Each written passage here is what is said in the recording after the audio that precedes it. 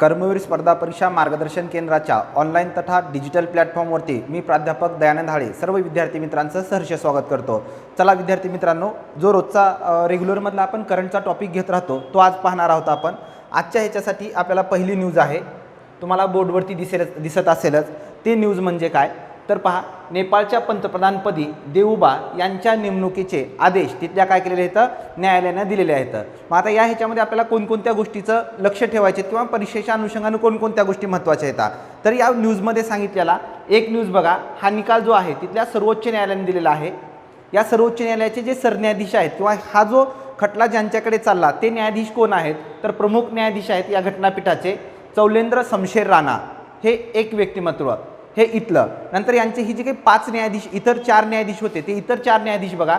एक कोण आहेत, दीपक कुमार कार्की, दुसरे मीरा खाडका, ईश्वर प्रसाद खाटीवाडा आणि डॉक्टर आनंदामोहन भट्टाराय, हे काय आहेत, इतर 4 न्यायाधीश आहेत। या इतर 4 न्यायाधीशांसह हा निर्णय देण्यात आला। निर्णय कोणता देण्यात आला, जे याच्या अगोदर तुम्हाला दिसत असेल या ठिकाणी जर तुम्ही पाहिलं तर जुने पंतप्रधान जे होते के.पी. शर्मा ओली यांनी काय केलं होतं, तिथले राष्ट्राध्यक्ष म्हणा किंवा नेपाळचे राष्ट्रपती म्हणा त्या कोण, तर विद्यादेवी भंडारी यांच्याकडे एक अहवाल दिला किंवा एक अहवाल सादर केला। त्या अहवालामध्ये सांगितलं की नेपाळची जी काही संसद आहे ती संसद काय करावी, बरखास्त करावी आणि मध्यावधी निवडणुका घ्यायचे।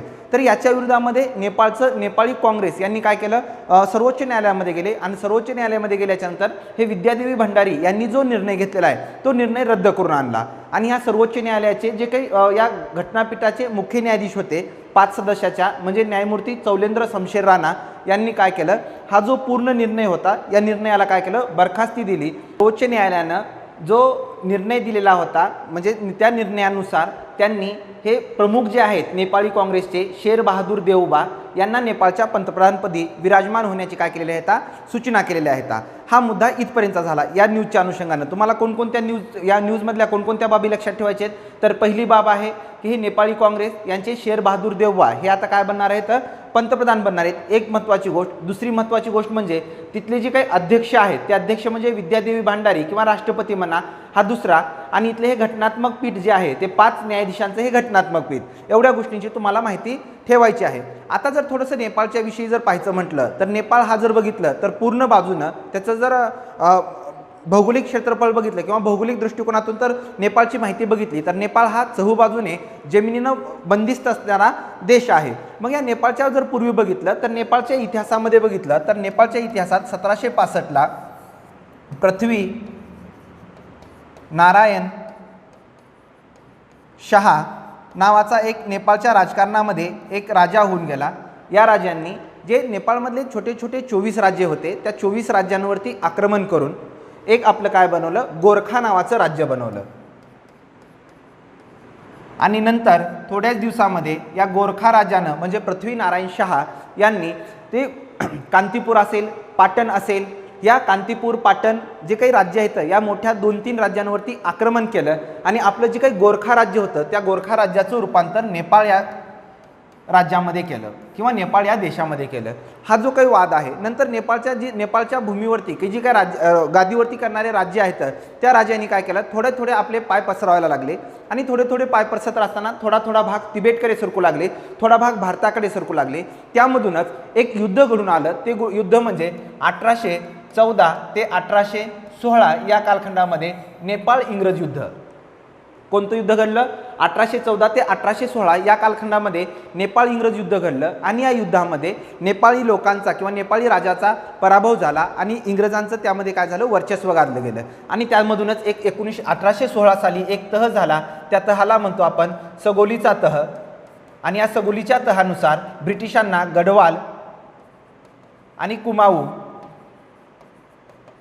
या 2 जिल्ह्यांची प्राप्ती झाली। म्हणजे जवळपास 1/3 पासून ते 2/3 पर्यंतचा भाग नेपाळचा या सगोलीच्या तहानुसार कुणाला भेटला, ब्रिटिशांना भेटला। आणि तोच भाग आज रोजी आपल्या भारतीय प्रदेशामध्ये जर बघितलं तर हिमाचल प्रदेश, उत्तराखंड आणि वेस्ट बेंगॉल या राज्यांमध्ये तो जो सगोलीच्या तहाना आलेला भाग आहे तो भाग बऱ्याच प्रमाणावरती इथे या राज्यांमध्ये व्यापलेला आहे किंवा वसलेला आहे। हा 1816 पर्यंतचा इतिहास झाला। 1816च्या नंतर थोडं पुढे गेल्याच्यानंतर 1857 साल आलं, भारतामध्ये उठाव झाला होता आणि भारतातला हा जो उठाव आहे तो उठाव मोडून काढण्यासाठी ब्रिटिशांना या गोरखा राज्यांनी किंवा नेपाळी फौजेनं चांगल्यापैकी सहाय्य केलं। त्यामुळं नंतर गोरखा जी राज्य आहेत त्या गोरखा राज्यांना थोडा जो काही प्रदेश आहे थोडा ब्रिटिशांनी आपल्याकडला प्रदेश देत गेले। हा कालखंड असाच चालत आला। नंतर 1940च्या आसपासचा जो कालखंड आहे त्या कालखंडामध्ये आशिया म्हणजे दक्षिण आशिया खंडातला हा नेपाळ हा असा एकमेव देश आहे की त्या देशाचं राजनैतिक कार्यालय किंवा राजदूतावास कार्यालय ब्रिटनमध्ये आणि ब्रिटनमधल्या लंडन शहरामध्ये पहिल्यांदा स्थापन झालं। हा तोपर्यंतचा कालखंड। मग तिथून पुढं भारतानेही चीननं जसं तिबेटवरती आक्रमण केलं तसं भारतानं तिथला जी राजा आहे त्या राजाला जो राजाचं राज्यपद होतं की त्याला मान्यता दिली आणि त्यांच्यासोबत आपण एक करार केला। आपण करार असा केला, पंडित जवाहरलाल नेहरू साहेबांनी म्हणजेच भारतानं करार असा केला, नेपाळ जर त्यांच्या संरक्षणविषयक परराष्ट्रविषयक काही जर निर्णय घेत असेल तर भारताची त्या बाबतीत काय असावी पूर्वसंमती घ्यावी किंवा भारतासोबत विचारपूस करूनच त्यांनी निर्णय घ्यावा। अशा पद्धतीचा आपण काय केला त्यांच्यासोबत एक करार केला आणि त्या करारानुसार चालत आलं।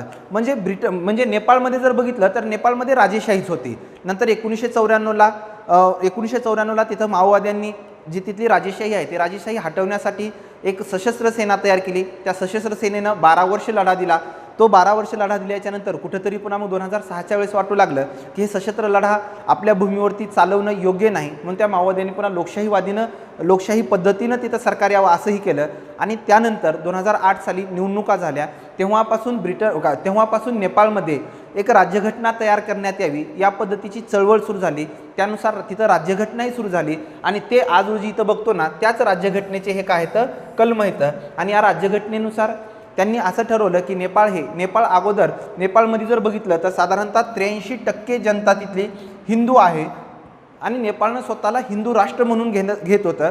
मात्र या राज्यघटनेनुसार नेपाळनं स्वतःला धर्मनिरपेक्ष राज्य म्हणून घेतलं। पुन्हा नंतर राजेशाही तिथली हटवून बाजूला लोकशाही आणली आणि त्यानंतर राजेशाही असताना तिथं एकाधिकारशाही चालत होती, युनिटरी शासन चालत होतं आणि त्या युनिटरी शासनच्या ऐवजी या राज्यघटनेनुसार केंद्र किंवा संघराज्य पद्धत तिथं लागू करण्याचा प्रयत्न केला। आणि हा आता जो काही वाद आहे तिथली जी काही राजकीय अस्थिरता आहे त्या राजकीय अस्थिरतेपोटी हे सर्व चाललेलं आहे। 2008 पासून 2015 पर्यंत जर बघितलं या साधारणतः कालखंडामध्ये जवळपास नेपाळनं 5 पंतप्रधान बघितलेले होते। तिथं एवढ्या मोठ्या प्रमाणावरती राजकीय अस्थिरता चालत होती आणि त्या राजकीय अस्थिरतेचाच भाग हा आजपर्यंत चालू आहे। नेपाळ आपल्या दृष्टिकोनातून खूप महत्त्वाचं आहे। नेपाळची जर संसद बघितलं तर त्या नेपाळच्या संसदेमध्ये आतापर्यंत 2 व्यक्तींनीच तिथं काय केलेले आहेत भाषण दिलेले आहेत। त्यामधले पहिले व्यक्ती जर म्हटलं गेलं तर जर्मनीचे चान्सलर होते आणि दुसरे जर म्हटलं तर भारताचे पंतप्रधान माननीय नरेंद्र मोदी साहेब यांनी दुसरे असे व्यक्ती आहेत की त्यांनी नेपाळच्या संसदेमध्ये भाषण केलं आहे किंवा नेपाळच्या संसदेतील सदस्यांना संबोधित केलेलं आहे। आणि जर बघितलं 2014ला ज्यावेळेस निवडून आले त्याच्या अगोदर जर बघितलं तर आय.के. गुजराल साहेबांनी म्हणजे जवळपास 17 वर्षापूर्वी 2014 पासून 17 वर्षापूर्वी म्हणजे साधारणतः 97 साली आय.के. गुजराल साहेबांनी नेपाळला भेट दिली होती। त्यानंतर एक वेळेस काठमांडूला माननीय अटल बिहारी वाजपेयी गेले होते। मात्र त्यांनी नेपाळ दौरा या नावाखाली न जाता सार्कची काठमांडू या ठिकाणी काय होती सार्क परिषद होती, त्या सार्क परिषदेला भेट दिली होती। भारताचं आणि नेपाळचं जे एकमेकांचे संबंध आहेत ते मैत्रीपूर्व संबंध आहेत आणि ते मैत्रीपूर्व संबंध आपल्याला जपणं आपल्यालाही आणि नेपाळलाही ते खूप गरजेचं आहे। आणि नेपाळमध्ये हे जो नेपाळी काँग्रेसची जी सत्ता आहे ती नेपाळी काँग्रेसची सत्ता येणं खूप अत्यंत गरजेचं आहे। जर नेपाळमध्ये नेपाळी काँग्रेसची जर सत्ता आली नाही आणि त्या ठिकाणी जर माओवादी किंवा communist party of Nepal unified Leninist Marxist या नावाची जर तिथं जर पक्षाची जर सत्ता आली तर तो पक्ष थोडासा विचारानं चीनला जवळ असणार आहे आणि हा पक्ष थोडासा काय आहे म्हणजे नेपाळी काँग्रेस भारताच्या विचारसरणीशी जवळीक असणार आहे। त्यामुळं नेपाळमध्ये या पक्षाची सत्ता येणं आपल्या दृष्टिकोनातून काय आहे चांगलं आहे। हे एका बाजूनं नेपाळमध्ये जर गुंतवणूक बघितलं तर भारतानं नेपाळमध्ये मोठ्या प्रमाणावरती गुंतवणूक केली आहे आणि नेपाळमध्ये जर बघितलं तर 42,000 मेगावॅट इतकी तिथं जलविद्युत क्षमता आहे। आपल्या शेजारचे जे देश आहेत त्या शेजारच्या देशापैकी सगळ्यात जास्त जर बघितलं गेलं तर ते कुठं आहे नेपाळमध्ये जलविद्युत क्षमता आहे आणि या जलविद्युत क्षमतेपैकी फक्त 5% जलविद्युतचा वापर नेपाळनं केलेला आहे। त्यामुळं आपण नेपाळसोबत मग ज्यावेळेस आपल्या तत्कालीन परराष्ट्र मंत्री सुषमा स्वराज या ज्यावेळेस गेल्या होत्या त्यावेळेस त्यांनी नेपाळमध्ये एक जलविद्युतच्या बाबतीतला जो करार होता तो करारही केला होता। मात्र त्यातल्या ज्या काही अटी आहेत त्या थोड्याशा अटी जाचक असल्यामुळं थोडंसं आपल्याला या करारातून माघार घ्यावी लागली। मात्र नंतर परत आपण तो जो जलविद्युतच्या बाबतीतला करार आहे तो सुधारित करार केला आणि सुधारित करारानुसार आपण परत पुन्हा काय नेपाळमध्ये जलविद्युत प्रकल्प उभा टाकण्यासाठी काय करत आहोत, नेपाळला मदत करत आहोत। आणि नेपाळला असं सांगितलं त्या जलविद्युत प्रकल्पामधून जी काही वीज निर्माण होणार ती वीज पहिल्यांदा सर्वप्रथम तुम्ही वापरा आणि उरलेली जी काही वीज असते ती आम्हाला विका, अशा स्वरूपामध्ये आपण काय त्यांच्यासमोर प्रस्ताव ठेवलेला आहे आणि त्यावरती काय कामही चालू आहे। अशा स्वरूपातली हे एक न्यूज आहे। त्यानंतर पुढची न्यूज पहा, संसदेचे अधिवेशन 19 जुलैला। याच्यामध्ये आपल्याला ज्यावेळेस अधिवेशन जाईल त्यावेळेस अधिवेशन झाल्याच्यानंतर यामध्ये मांडले जाणारी विधेयकं जी आहेत किंवा यामधली होणारी चर्चा यामध्ये विस्तृत स्वरूपानं माहिती पाहिजे। फक्त आज रोजी आपल्याला एवढीच माहिती पाहिजे आहे याच्यामध्ये की जी काही अधिवेशनाचा कालावधी म्हणजे संसदेचं पावसाळी अधिवेशन आहे ते अधिवेशन 19 जुलै ते 13 ऑगस्ट या दरम्यान होणार आहे। एक दुसरं, लोकसभेचे अध्यक्ष कोण येतं तर लोकसभेचे अध्यक्ष येतं ओम बिर्ला। नंतर हे जी काही सत्र आहे ते 19-17 मध्ये हे अधिवेशन चालणार आहे आणि जे काही रेग्युलर पद्धतीमध्ये चालतं म्हणजे कोरोनाच्या वेळेस काय अनेक म्हणजे अशा अधिवेशनामध्ये कटोती केली होती कालावधीच्या ह्याच्यामध्ये। मात्र हे जे अधिवेशन आहे ते अधिवेशन चालत असताना लोकसभा आणि राज्यसभेचे कामकाज नेहमीप्रमाणे एकाच वेळी सकाळी 11 ते संध्याकाळी 6 या वेळेमध्ये चालणार आहे। आणि इथं ज्यावेळेस म्हणजे हे काही संसद आहे, संसद सदस्यांना उपस्थित राहण्यासाठी त्यांना लस घेणं गरजेचं आहे आणि त्यामध्ये लस किती घेतली आहे तर लोकसभेतील 441 आणि राज्यसभेतील 218 सदस्यांचं लसीकरण झालेलं आहे। या प्रमाणातली आपल्याला एवढीच न्यूज पाहिजे आहे। याच्यामध्ये जी अधिकची न्यूज येईल ती टप्प्याटप्प्याने आपण वाढीव न्यूज पाहत चालूया। त्यानंतर पुढची न्यूज बघा, एरिक गार्सेटी यांच्या बाबतीतली आहे। तसं पाहिलं गेलं तर एरिक गार्सेटी हे जे व्यक्तिमत्व आहे ते व्यक्तिमत्व पर्यावरणवादी विचारानं खूप महत्त्वाचं आहे। पर्यावरणवादी विचारानं का महत्त्वाचं आहे तर आपल्याकडे एक पॅरिस करार होता।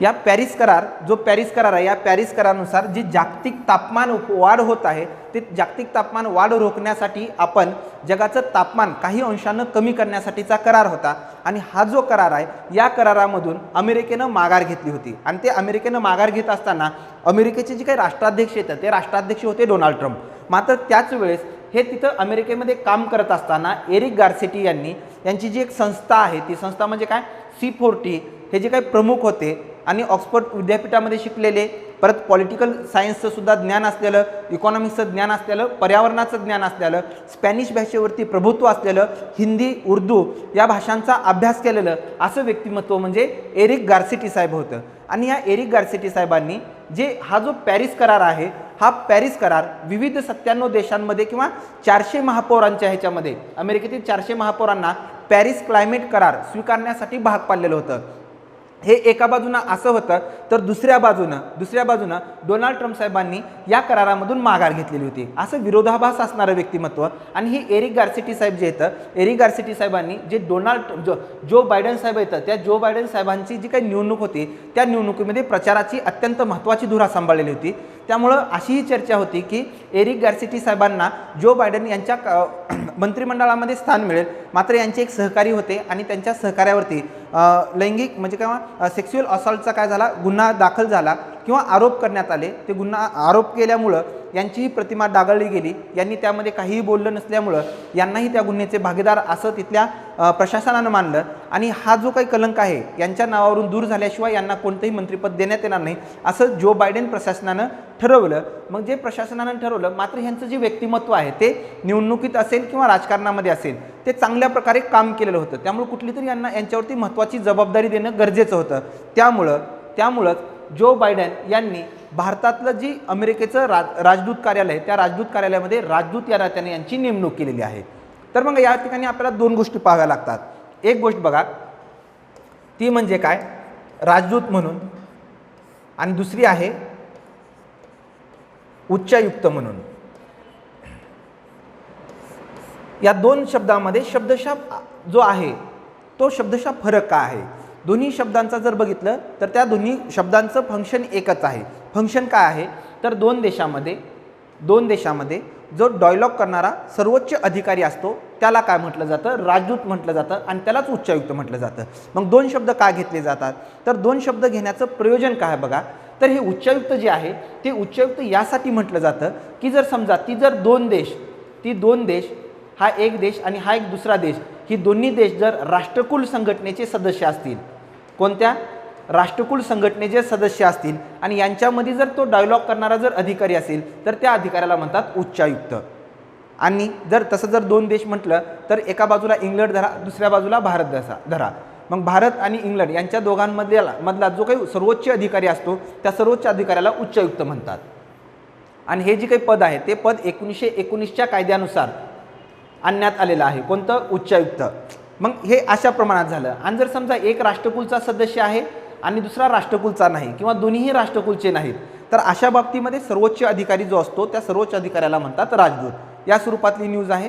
भारतामध्ये कुणाची नेमणूक झाली आहे, तर एरिक गारसेटी झाले आहे. हे कोणत्या दोन देशामधले संवाद करणारे अधिकारी असणार आहेत, तर एक अमेरिका आणि दुसरं भारत. तर तुमच्यासाठी हा प्रश्न आहे की भारताचे अमेरिकेतील राजदूत कोण आहेत, कारण की पूर्वी सरांनी त्यावरती न्यूज घेतलेली आहे, त्यामुळे तुम्हाला ते काय येणं गरजेचं आहे. त्यात तो जे काही भारताचे अमेरिकेतील राजदूत आहेत त्यांचं तुम्ही कमेंट बॉक्समध्ये नाव कळवा.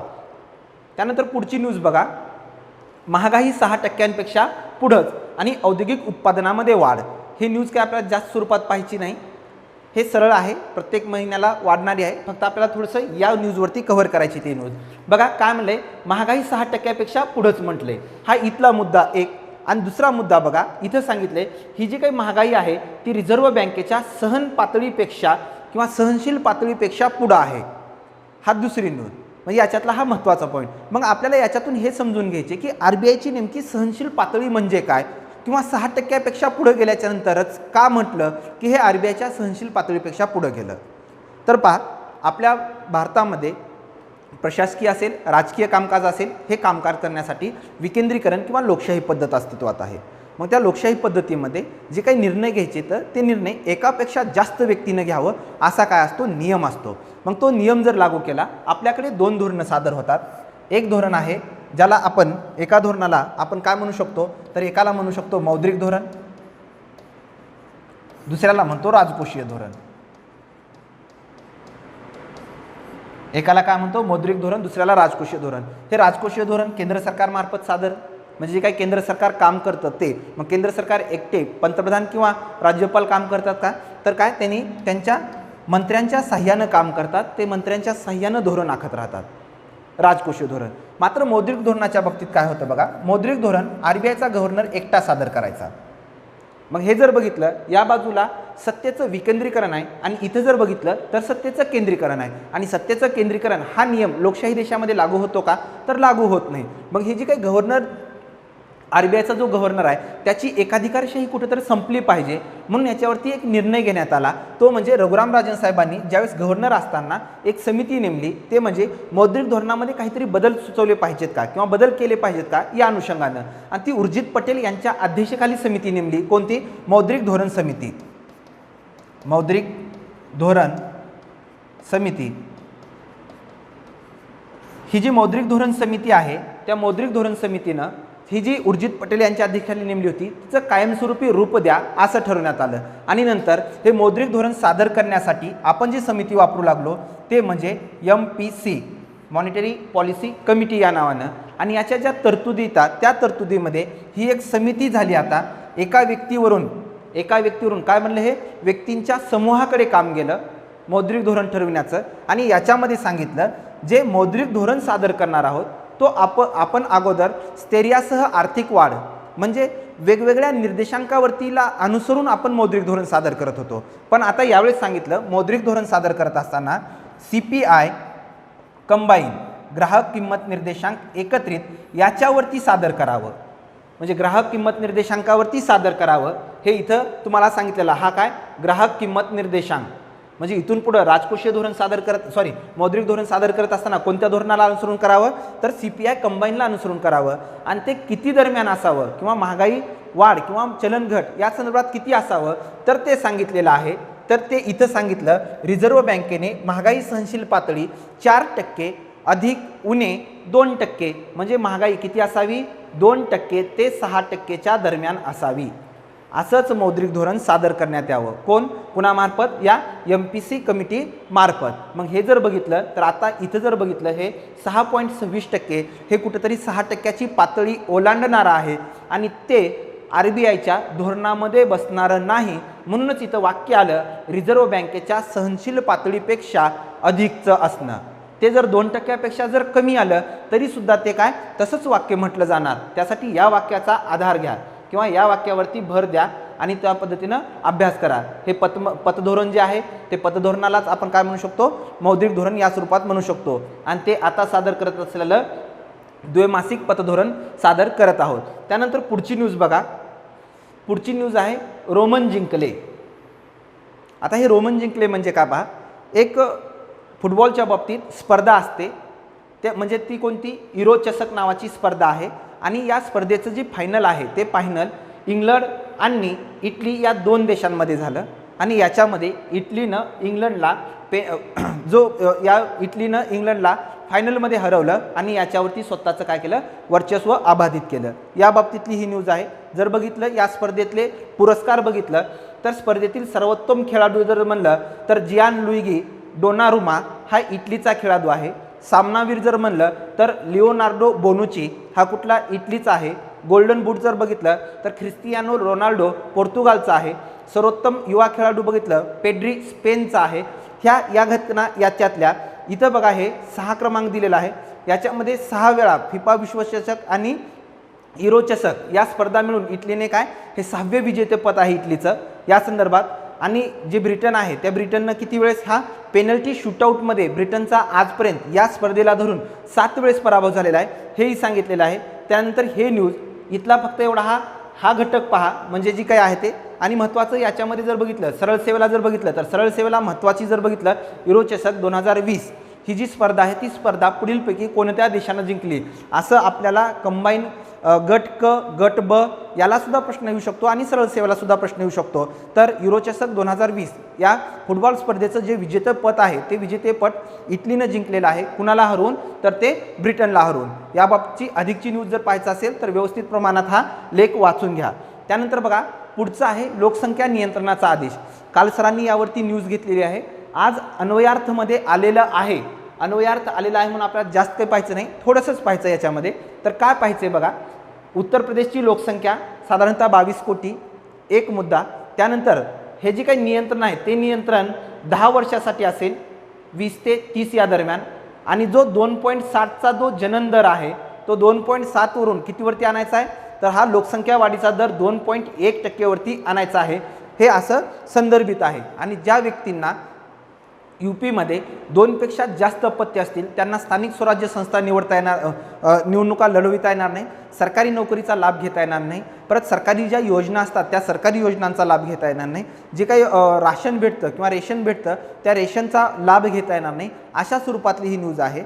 आणि जे इतर 2 अपत्यांपेक्षा कमी असणार म्हणजे अपत्य असणारे जे आहेत त्यांना या गोष्टीमध्ये तर लाभ मिळणारच मिळणार, पण त्यांचा प्राधान्यक्रम यांच्यापेक्षा वरचा असेल ही सांगणारी न्यूज आहे. याच्यामध्ये फक्त एक न्यूज बघा. याच्यामध्ये हे सांगितलेलं आहे शिवाय 2च अपत्य असलेला वर्ग सामाजिक आणि आर्थिकदृष्ट्या सुस्थितीत असतो. याउलट आर्थिक वंचना आणि अपत्य वाढ या 2 घटना एकमेकांना परस्परावलंबी आहेत म्हणजे एकमेकांचं एकमेकावरती डिपेंड नाही असं अर्थशास्त्रीय आणि समाजशास्त्रीय जे अभ्यास करणारा गट आहे त्यांनी दाखवून दिलं असताना सुद्धा जी काही नेते मंडळी आहे ती नेते मंडळी अशा धोरणांचा स्वीकार का करायला भाग पाडतात हे या अन्वयार्थमधून सांगण्याचा प्रयत्न केलेला आहे. त्यानंतर पुढची न्यूज बघा. नेहरूंचा नायक. आपण बघितलं एक साधारणतः 1 आठवड्यापूर्वी भारतीय चित्रपटसृष्टीतील जे दिलीप कुमार आहेत दिलीप कुमार साहेबांचं निधन झालं होतं आणि निधन झाल्याच्या नंतर यांच्यावरती आपण आदरांजली पण वाहिली यांना आणि यांच्यावरती जी काही जीवनपट आहे यांचा ती जीवनपटाची थोडक्यात माहिती पण घेतलेली होती. त्यातलाच हा भाग आहे. फक्त त्यामध्ये जो अगोदर आलेला घटक नव्हता तो फक्त कव्हर करणार आहोत. यांचा पहिला चित्रपट ज्वारभाटा 1944 हा घटक पूर्वी आलेला होता. यांचा नंतरचा घटक कोणता? 1998 सालचा यांचा किला नावाचा हा शेवटचा चित्रपट राहिला. कोणता चित्रपट? किला नावाचा. आणि यांचे म्हणजे दिलीप कुमार यांची पंडित जवाहरलाल नेहरू यांची कार्यपद्धती होती त्या कार्यपद्धतीवरती अगाध विश्वास होता. त्यामुळे यांनी VK कृष्णमेनन असतील परत नंतर 1999ला मनमोहन सिंग साहेबांच्या निवडणूक प्रचारामध्येही काय घेतला होता, भाग घेतलेला होता. हे घटना सांगितलेली आहे. आणि यांनी नेहमी वेळोवेळी म्हटलं की मी जरी पक्षाची निवडणुकीमध्ये जरी उतरलो असलो तर त्यांच्या राजकीय विचारातून न नसता जी काही वैचारिक त्यांची कार्यभूमी आहे, पंडित जवाहरलाल नेहरू साहेबांची असेल किंवा मनमोहन सिंग साहेबांची आहे, जी वैचारिक विचारसरणी आहे त्या वैचारिक विचारसरणीमुळे मी जोडलो गेलेलो आहो आणि त्या अनुषंगाने मी काय करत आहे, यामध्ये भाग घेत आहे, या प्रमाणात सांगितलेलं होतं. तुम्हाला परत दुसरा प्रश्न हा आहे तुमच्यासाठी, कमेंट बॉक्समध्ये कळवा. जे दिलीप कुमार साहेब आहेत ते दिलीप कुमार साहेबांचं जे आत्मचरित्र आहे त्या आत्मचरित्राचं नाव काय आहे. प्रश्न समजला नसेल परत सांगतो, दिलीप कुमार साहेबांच्या आत्मचरित्राचं जे नाव आहे ते नाव तुम्ही कमेंट बॉक्समध्ये कळवा. त्यानंतर पुढची न्यूज बघा, फोन टॅपिंग चौकशीसाठी उच्चस्तरीय समिती. मग हा जो उच्चस्तरीय समिती आहे, फोन टॅपिंग म्हणजे काय तर यामध्ये सांगितलेलं आहे. आणि ही जी विधानसभेचं ज्यावेळेस अधिवेशन भरलं होतं त्या विधानसभेच्या अधिवेशनामध्ये काँग्रेसचे नेते किंवा काँग्रेसचे आमदार नाना पटोले साहेबांनी पावसाळी अधिवेशनामध्ये अध्यक्षांकडे मागणी केली की नेत्यांचे फोन टॅपिंग झालेले आहेत आणि फोन टॅपिंग होणं हा मूलभूत अधिकारावरती गदा आणणारा आहे आणि राज्य सरकारला तसं या गोष्टी करता येत नाहीत. मग राज्य सरकारनं खरंच तशा गोष्टी केलेल्या आहे का तर हे तपासलं जावं आणि जर केलेलं असेल तर त्यावरती म्हणजे ती उच्चस्तरीय समिती नेमावी, अशा गोष्टी केल्या असतील तर त्याचे स्पष्टीकरण मागवावे. या संदर्भामध्ये काय करा, फोन टॅपिंगच्या बाबतीत चौकशी समिती उच्चस्तरीय नेमा असं म्हटलेलं होतं आणि त्यालाच गृहमंत्री दिलीप वळसे पाटील साहेबांनी आश्वासन दिलं होतं आणि त्या आश्वासनाची पूर्तता करण्यासाठी राज्याचे पोलीस महासंचालकाच्या अध्यक्षतेखाली काय करण्यात आली आहे, समिती नेमलेली आहे. या समितीनं 3 महिन्याच्या आत राज्य सरकारला अहवाल सादर करायचा आहे. मग या समितीमध्ये इतर कोण अध्यक्ष म्हणजे इतर कोण सदस्य आहेत ही या प्रकारची न्यूज तुम्ही कव्हर करा. हा फोन टॅपिंगच्या बाबतीतला प्रकार. त्यानंतर पुढची न्यूज बघा, नाणे बाजार. आपल्याकडे ज्यावेळेस आपण इकॉनॉमिक्सचा ज्यावेळेस अभ्यास करतो, इकॉनॉमिक्सचा अभ्यास करत असताना आपल्याकडे 2 प्रकारचे बाजार दिसून येतात. एक प्रकारचा येतो नाणे बाजार, दुसरा येतो भांडवली बाजार. ज्या मार्केटमध्ये अल्प कालावधीसाठी वित्ताची देवाणघेवाण होते त्याला काय म्हटलं जातं, हा नाणे बाजार म्हणजे मनी मार्केट. आणि ज्याच्यामध्ये मध्यम आणि दीर्घ मुदतीचं होतो त्याला भांडवली बाजार म्हणतात.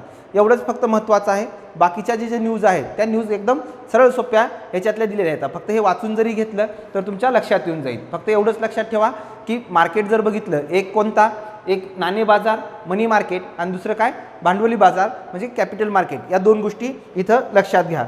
त्यानंतर बघा पुढची न्यूज आहे, भारतीयांवरती दरडोई कर्ज 52,000 रुपये. भारतीयांवरती दरडोई कर्ज किती झालेलं आहे, 52,000 रुपये. म्हणजे एका व्यक्तीवरती जर बघितलं 2017-18 मध्ये म्हणलं तर किती होतं, 29,000 रुपये होतं. ते जर 20-21 मध्ये जर बघितलं तर भारतीयांवरती किती कर्ज आहे ते 52,000 रुपये. म्हणजे प्रत्येक भारतामध्ये जन्मलेल्या व्यक्तीच्या डोक्यांवरती कर्ज जर किती आहे म्हणलं तर 52,273 रुपये इतकं मोठ्या प्रमाणावरती कर्ज आहे.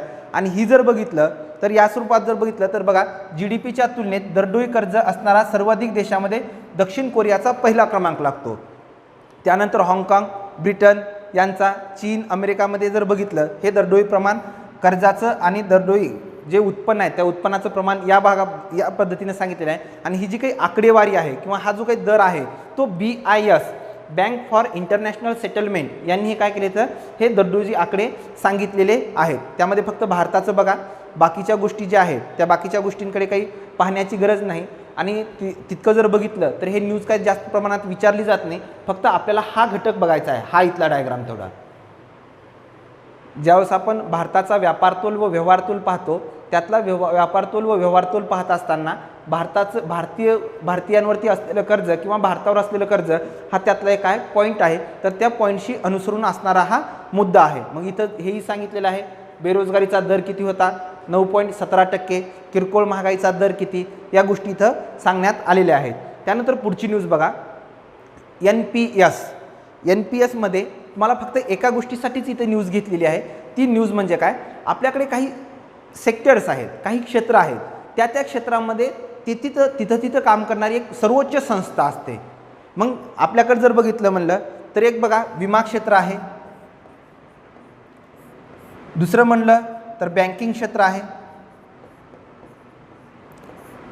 जर नंतर बघितलं रोखे प्रतिभूती गव्हर्नमेंट सिक्युरिटी हे क्षेत्र आहे, नंतर बघितलं हे पेन्शन घटकांचं क्षेत्र आहे.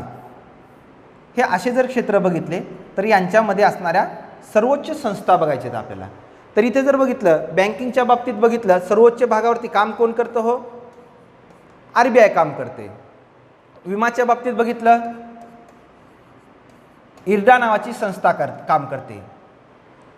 त्यानंतर बघितलं रोखे किंवा प्रतिभूती किंवा गव्हर्नमेंट सिक्युरिटी बघितलं तर त्यांच्यावरती काम करणारी सर्वोच्च संस्था कोणती आहे?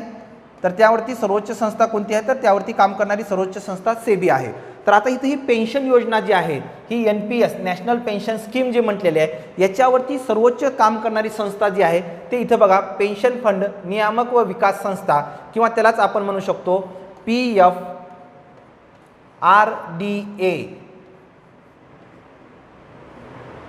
कोणती आहे संस्था? PFRDA. इथेही बघा RDA दिसन, रेग्युलेशन अँड डेव्हलपमेंट अथॉरिटी. मग ते कोणत्या बाबतीत? इन्शुरन्सच्या बाबतीत. आणि इथं काय आहे? प्रोव्हिडंट फंडच्या बाबतीत असणारी.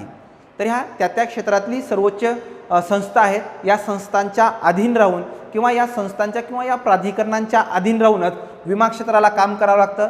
ते IRDAच्या अधीन राहून बँकिंग क्षेत्राला काम करावं लागतं. RBIच्या अधीन राहून रोखे सिक्युरिटीजना काम करावं लागतं सेबीच्या अंतर्गत राहून. आणि पेन्शनला काम करावं लागतं PFRDA यांच्या अधीन राहून. त्यानंतरची पुढची न्यूज बघा.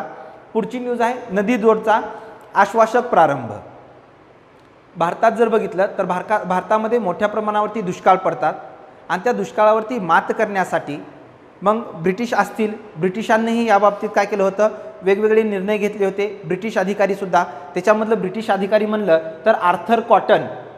ब्रिटिश अधिकारी कोण? तर ब्रिटिश अधिकारी बघा हे आर्थर कॉटन नावाचे काय आहेत ब्रिटिश अधिकारी होते. त्यांनी सर्वप्रथम भारतातला जो काही दुष्काळग्रस्त भाग आहे त्या दुष्काळग्रस्त भागाला पाणी पुरवठा व्हावा यासाठी एक संकल्पना मांडली होती. ती संकल्पना म्हणजे नदीजोड प्रकल्प. आपण जर बघितलं महाराष्ट्रामध्ये अशा तुम्हाला किती नद्या आढळून येतात जी काही 12 महिने वाहतात. तर त्या जर बघितलं तर त्याचं प्रमाण कमी आहे. कमी म्हणलं तर नगण्य म्हणलं तरी काही हरकत नाही. मात्र तेच जर आपण हिमालयामध्ये बघितलं तर हिमालयामध्ये नद्यांचं जे काही 12 महिने वाहणाऱ्या नद्या आहेत त्याचं प्रमाण जास्त आहे. त्यामुळे मग ही नदीजोड प्रकल्प म्हणजे काय किंवा नदीजोड संकल्पना म्हणजे काय? हिमालयामध्ये वाहणाऱ्या जे काही 12माही नद्या आहेत त्या 12माही नद्या काय करा तर ते 12माही नद्या या उत्तर भारतामधून जोडत आणून त्या दक्षिण भारतामध्ये घेऊन या. हा जो काही असा प्रकल्प आहे त्याला नदीजोड प्रकल्प म्हणतात. मग याच्यामधून साध्य काय होईल? तर उत्तर भारतामध्ये जे वेळोवेळी येणारे जे पूर आहेत ते पूर नियंत्रण होईल. हा एक मुद्दा. दुसरा मुद्दा काय साध्य होईल? तर जो काही दक्षिण भाग आहे किंवा भारताचा जो काही वाळवंटी भाग आहे किंवा शुष्क भाग आहे त्या शुष्क भागाला जलसिंचनाच्या सोयी उपलब्ध होतील. म्हणजे एका भागातलं पूर नियंत्रण होईल, दुसऱ्या भागामध्ये जलसिंचनाच्या सोयी होतील. परत ज्या भागामधून याची आपण पाण्याची वाहतूक करणार किंवा पाणी सोडणार ती जी काही कालवे असतील म्हणजे आपली जर 3.35 हेक्टर जमीन सिंचनाखाली येईल. जे काही कालवे असणार आहेत 1490 किलोमीटरचे जे काही कालवे असणार आहेत या कालव्यांचा वापर आपल्याला एक जलमार्ग या पद्धतीनं करता येईल. हा दुसरा मुद्दा. हे यामध्ये काय सांगितले याचे फायदे सांगितलेले आहेत. कशाचे? नदीजोड प्रकल्पाचे. मात्र जर नदीजोड प्रकल्प आणि जगाचा जर इतिहास पाहिला गेला तर त्यामध्ये जर बघितलं तर जगामध्ये जर पाहायला गेलं तर चीन असेल, स्पेन असेल, दक्षिण कोरिया असेल आणि रशिया असेल. रशियानं सुद्धा 1950ला त्यांच्या देशामध्ये एक अरल समुद्र नावाचा समुद्र आहे. कोणता? अरल समुद्र म्हणून एक समुद्र आहे. या समुद्राला जे काही मिळणाऱ्या नद्या होत्या त्या नद्यांना असंच नदीजोड प्रकल्पाच्या माध्यमातून दुसऱ्या मार्गाला वळवलं होतं. मग नंतर कालांतरानं ज्यावेळेस वेगळ्या परिसंस्थेमधून प्रवास करते, एकतर नदीला स्वतःची परिसंस्था असते, प्रत्येक नदीला वेगवेगळी परिसंस्था असते. आपण पाहतो जे एखाद्या नदीच्या परिसंस्थेमध्ये जी आढळणारे जे प्राणी आहेत ते प्राणी दुसऱ्या परिसंस्थेमध्ये आढळतात का? तर दुसऱ्या ठिकाणी वेगळेच आढळतात. माशांच्या प्रजाती असल्या, परत खेकडे असतील, म्हणजे काय पूर्ण जलजीवन जे असेल ते जलजीवन भिन्न असतं. मग जर या दोन्हींना जर एकत्रित केलं तर त्या ठिकाणी असणारी पाण्याची क्षारता त्यानुसार पडणारा परिणाम ही तिथल्या जे काही परिसंस्था आहेत त्या परिसंस्था दोन्ही ठिकाणच्या घातक होणार. एकतर येणाऱ्या नदीच्याही आणि ज्या नदीला जोडणार आहोत आपण त्याही नदीच्या. मग असंच कुठं घडलं तर ते रशियामध्ये घडलं 1950ला अरल समुद्राला जोडल्यामुळं. अरल समुद्र जो होता तो अरल समुद्रातलं जे पाणी होतं ते पाणी फक्त 30% आलं आणि तो तिथला जो काही समुद्र आहे तो समुद्र अटू लागला. म्हणजे विचार करा 100%वरून कितीवरती आला, 30%वरती आला. आणि ज्या नद्या या अरल समुद्राला मिळणार होत्या त्या दुसरीकडे नदीजोड प्रकल्पानं ज्यावेळेस जोडल्या गेल्या, तो जो काही पाणी जाणार होतं ते पाणी बाष्पीभवनानं परत त्यातलं पाणी काय झालं, कमी झालं. म्हणजे एकतर अरल समुद्राला येणाऱ्या पाणीसाठ्यामध्ये घट झाली आणि दुसरी घट म्हणजे काय, जे नदीमधून वाहणारं पाणी होतं त्या नदीमधून वाहणाऱ्या पाण्याला जो काही पाणी वाहत होतं त्या पाण्याचं सुद्धा काय झालं, बाष्पीभवन झालं. मग भारतामध्ये तेच सांगितलेलं आहे की बाबा नदीजोड प्रकल्प जे आहेत ते कोणते आता विचारात घेतलेत, ही त्यातले काय तोटे आणि फायदे ही एका बाजूला सांगितले. इथं फक्त फायद्यांचा विचार करून सांगितलेला आहे की भारतामध्ये जी प्रकल्प आहेत पहिल्या टप्प्यामध्ये कर्णावती बेटवा, दमणगंगा, पिंजळ, तापी नर्मदा, पार तापी नर्मदा या नद्या जोडण्याचा प्रकल्प. आणि इथं जर बघितलं तर या माध्यमातून काय जलविद्युत सुद्धा होणार आहे, 34,000 मेगावॅट एवढं जलविद्युत होणार आहे. परत याच्यामध्ये फायदा जर सांगितलं, जो पाण्याचा प्रादेशिक असमतोल आहे तो पाण्याचा प्रादेशिक असमतोल सुद्धा या माध्यमातून काय होईल, दूर होईल, अशी ही मागणी केलेली आहे. आणि जे आर्थर कॉटन आहेत या आर्थर कॉटन यांच्या योजनेला जी मान्यता किंवा संमती दिलेलं होतं ते 1935 साली एम विश्वेश्वरय्या यांनी सुद्धा याला दुजोरा दिला होता. यांचंच पुन्हा मग आर्थर कॉटन झालं, त्यांचं अनुकरण एम विश्वेश्वरय्या केलं, त्यांचं अनुकरण 1972ला इंदिरा गांधी यांनी केले. आणि त्यांच्या मंत्रिमंडळामुळे जे जलसंपदा खात्याचे मंत्री होते ते KL रावसाहेब यांनी सुद्धा याचं प्रारूप मांडलं आणि त्यांनी सांगितलं गंगा नदीचं 60,000 क्युसेस जे पाणी आहे ते सोन नदी, नर्मदा नदी, तापी नदी, तापी नदीतून गोदावरी नदी, गोदावरीतून कृष्णा आणि कृष्णेतून पुन्हा कुठं नेणं, कावेरीमध्ये नदीमध्ये नेणं. आणि अशा प्रकारची एक योजना मांडलेली होती.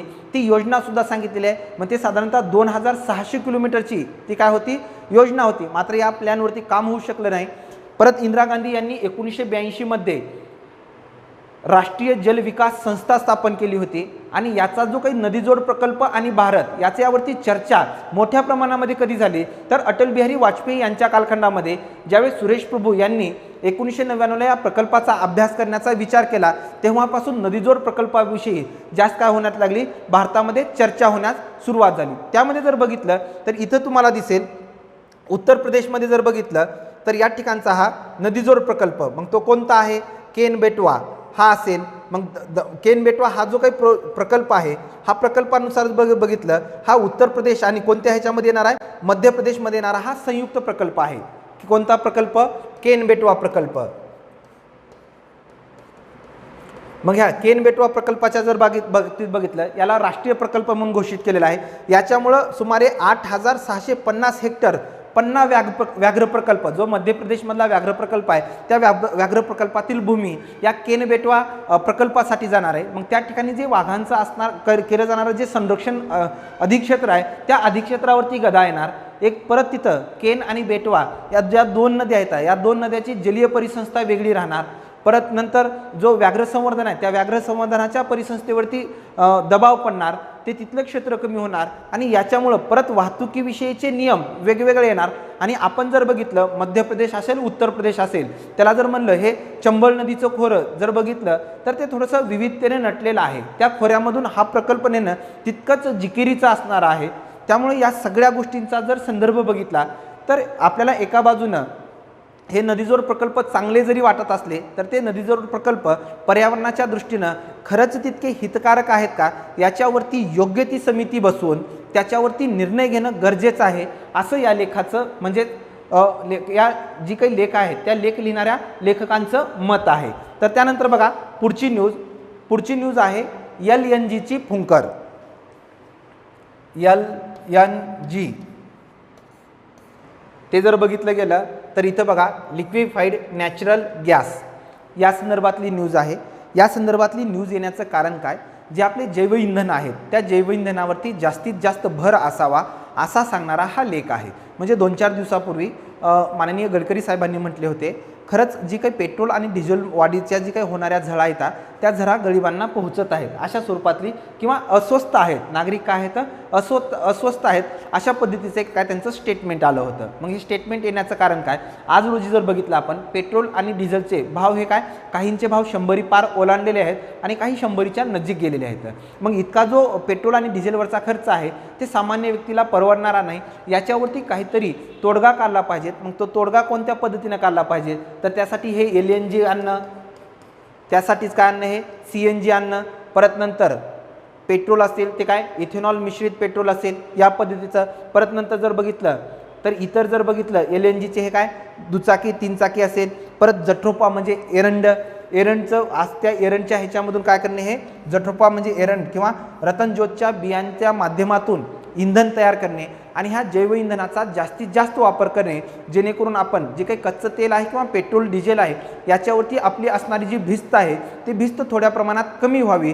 मग जर त्याची मागणी जर कमी झाली तर त्याचे भाव काय होतील आपोआप कमी होतील. अशा स्वरूपातलं संशोधन करण्याचा हा या बाबतीतला लेख आहे. मग कोणता तो LNG. मग ते LNG देशातील पहिले द्रवरूप नैसर्गिक वायू केंद्र कुठं सुरू केलं आहे नागपूरमध्ये. हे एक त्यामधली न्यूज तुम्ही कव्हर करून घ्या. त्यानंतर पुढची न्यूज बघा. पुढची न्यूज आहे कौशिक बसू साहेबांची. तसं जर बघितलं गेलं तर भारतानं जगाला भरपूर गोष्टींची देण दिली आहे. त्यामध्ये जर बघितलं तर भारतानं जगाला शून्याचा शोधसुद्धा भारतानंच दिलेला आहे. त्या बाबतीत बघितलं तर अनेक अर्थतज्ञ वैज्ञानिक असतील अवकाशवीर असतील हे नेहमी भारताची जगाच्या वाटचालीमध्ये असणारं योगदान आहे.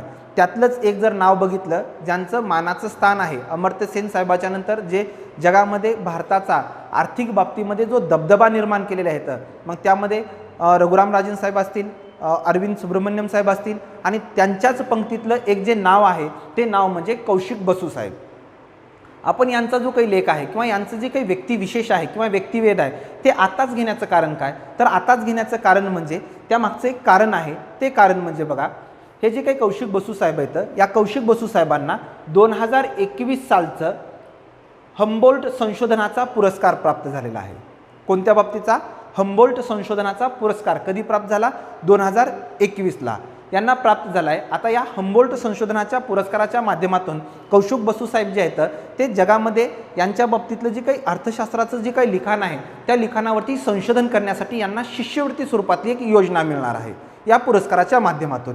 मग आता कौशिक बसू साहेबांचं जर बघितलं गेलं तर अमर्त्य सेन साहेब यांच्या सूचनेवरून म्हणा किंवा यांच्या मार्गदर्शनाखाली ज्या व्यक्तिमत्वानं अभ्यास केला ते व्यक्तिमत्व म्हणजे कौशिक बसू साहेब. मग अमर्त्य सेन साहेब आले म्हणल्याच्या नंतर त्यांच्या बरोबरीनं यांच्या विचारावरती किंवा यांच्या कार्यपद्धतीवरती दुसऱ्या एका अर्थतज्ञांचा जो काही पगडा पडला किंवा विचारांची जी छाप पडली ते म्हणजे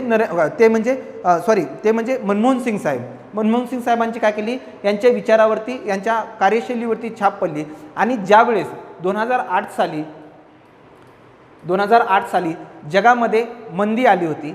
जगात मंदी आला असताना 2008चं जे काही साल आहे त्यावेळेस भारताचे जर पंतप्रधान बघितले तर ते कोण होते तर त्यावेळेस मनमोहन सिंग साहेब भारताचे पंतप्रधान होते. आणि भारताचे पंतप्रधान असत असताना जे पंतप्रधानाच्या अखत्यारीत किंवा भारताच्या अखत्यारीत महत्त्वाचं जे पद असतं ते महत्त्वाचं पद म्हणजे जे आपल्याकडे असणारं आहे ते पूर्ण जे मुख्य आर्थिक सल्लागार म्हणून आहे ते मुख्य आर्थिक सल्लागार म्हणून कौशिक बसू साहेबांची काय करण्यात आली नेमणूक करण्यात आली. ज्या कालखंडामध्ये जे काय करत होतं जागतिक ह्याच्यामध्ये वित्तीय अरिष्टाचे घाव होते अनिश्चिततेचं वातावरण होतं अशा वातावरणामध्ये मुख्य आर्थिक सल्लागार पदाची यांनी धुरा सांभाळली आणि ती एकदम चांगल्या पद्धतीनं सांभाळली. त्याच्या अगोदरच 2008 साली यांना केंद्र सरकारचा पद्मभूषण हा सुद्धा पुरस्कार मिळालेला होता.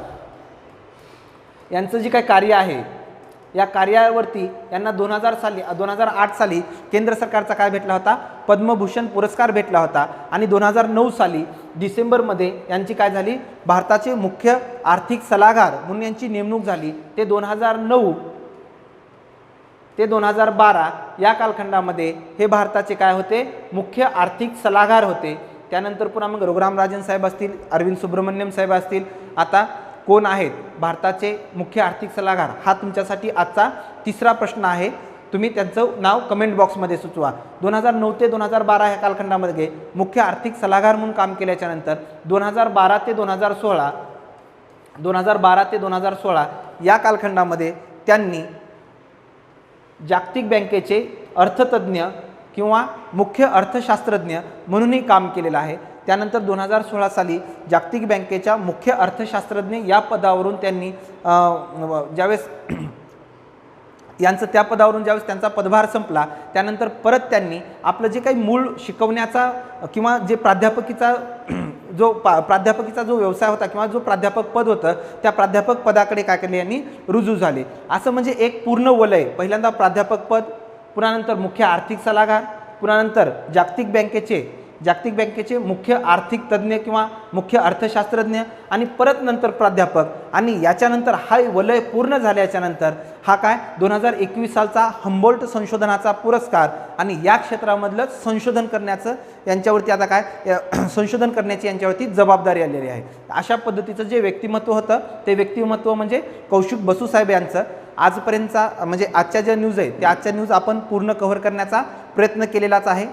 व्हिडिओ आवडला असेल लाईक करा, जे प्रश्न तुम्हाला विचारलेले आहेत त्या प्रश्नांचं जास्तीत जास्त सहभाग नोंदवा, ज्या गोष्टी तुम्हाला समजल्या नाहीत त्या तुम्हाला समजल्या नसलेल्या त्या कळवा, तुमच्या ज्या काही प्रतिक्रिया आहेत त्या प्रतिक्रिया इतर ज्या प्रतिक्रिया असतील आम्हाला काही सूचना असतील किंवा जे काही प्रोत्साहन असेल तर ते तुम्ही कमेंट बॉक्समध्ये कळवायला विसरू नका। आणि आपलं जे कर्मवीर MPSC क्लास लातूर या नावानं जे यूट्यूब चॅनल आहे ते यूट्यूब चॅनल सबस्क्राईब करा आणि आपले जे परीक्षार्थी आहेत त्या परीक्षार्थी जास्तीत जास्त जणांपर्यंत हा व्हिडिओ पोहोचण्यासाठी तो काय करा शेअर करा। धन्यवाद मित्रांनो।